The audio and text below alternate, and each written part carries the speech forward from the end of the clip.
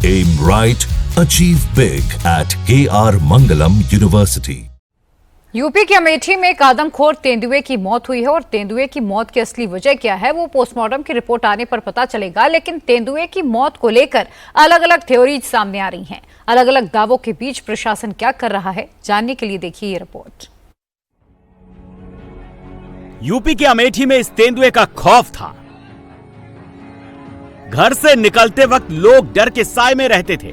पूरी रात कोई ना कोई सदस्य जागकर पहरेदारी करता था, क्योंकि यह तेंदुआ विराईपुर गांव में 3 लोगों पर हमला कर चुका था। लेकिन अब इस तेंदुए की मौत हो गई है। नेवादा गांव में भैंसे के तबेले में इसकी डेड बॉडी मिली। इस तेंदुए की मौत कैसे हुई, इसको लेकर अलग अलग थ्योरी सामने आ रही है। ग्रामीणों के मुताबिक रात को करीब 3 बजे तेंदुआ भैंसों के तबेले में घुसा और एक भैंसे पर हमला कर दिया। पुलिस और भैंस मालिक के बीच इस संवाद को सुनिए, आपको घटना को समझने में आसानी होगी। बच्चा दिया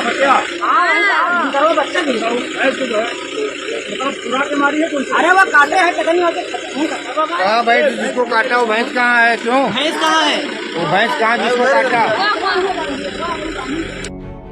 बहुत हद तक ये संभव है कि भैंस के हमले में तेंदुए की जान गई हो, क्योंकि आमतौर पर हम गांव घर में देखते हैं कि जब कोई पालतू जानवर बच्चे को जन्म देता है तो बच्चे की सुरक्षा को लेकर वो बहुत ज्यादा सजग हो जाता है, जिससे बच्चे को खतरा लगता है, उस पर वो हमला कर देता है। इस तेंदुए के केस में 2 बातें संभव है। पहला ये कि तेंदुए ने भैंस के बच्चे पर हमला किया होगा, जिसके बाद भैंस से सामना हुआ होगा, या दूसरी बात ये हो सकती है कि तेंदुए ने सीधे भैंस पर ही हमला किया होगा। इसके जवाब में भैंस ने तेंदुए को मारा होगा, जिससे उसकी मौत हो गई।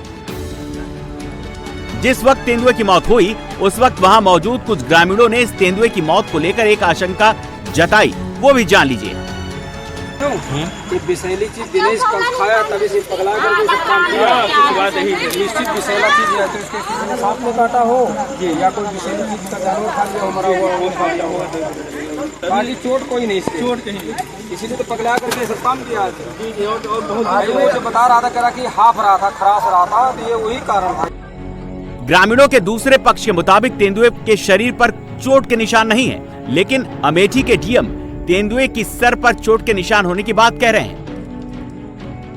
प्रथम दृष्टया इसके सर पर एक घाव है और काफी सूजन भी है। ऐसा प्रतीत होता है कि सर पर चोट लगने की वजह से अंदर कुछ मैगट्स वगैरह डेवलप हो गए हैं, जिस कारण से ये शिकार नहीं कर पा रहा था और आउट ऑफ एग्रेशन आबादी क्षेत्र में। इस तेंदुए की मौत की 3 अलग अलग थ्योरी सामने आई है।